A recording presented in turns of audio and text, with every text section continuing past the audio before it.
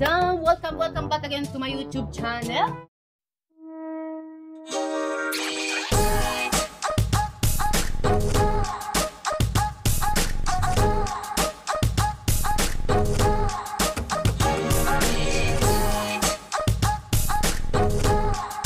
Hello again mga madam! Welcome back again to my YouTube channel. So kung napapansin nyo, andito na naman ako ulit. Same clothes. Kasi nga, marami tayong in-order na hindi natin nabuksan. So this time, I just arrived here in my province. Wow! Province. And then, i-unboxing na natin lahat ng mga in-order natin. No? Kasi kailangan rin natin silang gamitin. Dahil nga, very important yung mga in-order ko. Oh no! So this time, tingnan natin to mga madam. In-order ko lang to. Through TikTok lang din. Live selling sa TikTok. So, nasipan ko, why not? Ito-try ko kung good quality ba siya. This is solar electric fan. Laging nagkakaroon ng brand out dito sa amin. So, kailangan namin ito kasi si boss kawawa. Oh no! Tagal pa man bumalik yung ilaw ay kuryente. So, kinakain na siya ng lamok. Masayang lamok pag nagba-brand out. Pawis na siya, masaya pang lamok. So, sabi ko, itatry ko nga to. Malay mo, maganda. At pag good quality naman siya, and then, buy another one. Very cheap lang mga madam. Oh my God!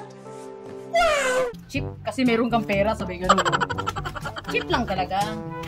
Kasi naman ibili natin ng alak. O di pag-ipunan nyo na, kasi naman i-alak nyo yung sigarilyo nyo, ipunin nyo yung pera, and then bumili na kayo nito dahil nakakaano siya, less ng babayarin nyo.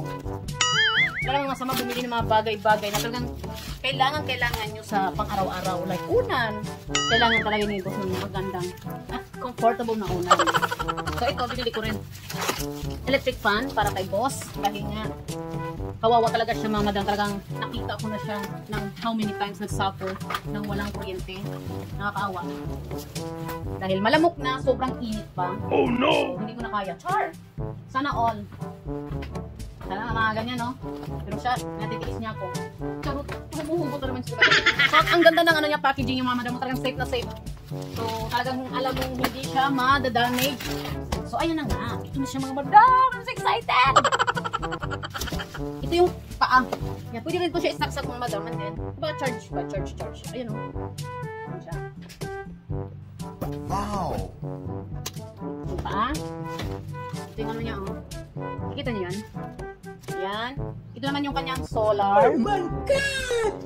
Ito naman yung isa niyang ano, ulo. Ganda talagang napaka ano nila, safe nila ng mga ano, bubble wrap. Yan, magpapatulong kayo kay Boss paano yung gawin to. Ay, paano yung assemble. At meron siyang free, sabi may free ano, electric fan maliit. Wala naman kulay. Free na ilaw. Kasi ito mga madam, in case na walang ilaw, ay walang kuryente, di ba? Brand out. So, may chance pa kayo magkaroon ng ilaw kasi pwede mo tong ano, pag puno siya, naka-charge talaga siya ng maayos, pwede mo siyang isaksak rin dito. And then, mag-iilaw na. Ganun. So, mapapatulong kayo boss no, paano ano ito assemble. So, ayun lang mga madam. So, ipapakita ko rin sa inyo pag gumana siya at maayos. Kung ano talaga. Hindi ko pa siya yung cover niya, yung pag-wrap niya, as in, perfect. Very safe. Out of 10, 10 ang masasabi ko. Kasi napaka-safe talaga madam. Alam mo, ayun o, ang kapal. Tapos meron pang bubble wrap doon sa karton. Pero yung ano niya, kung ano yung gana niya, paano malakas pa, sabihin ko sa inyo later on pag nagamit na talaga namin. So for now, yun lang muna masasabi ko. Thank you for watching again and bye!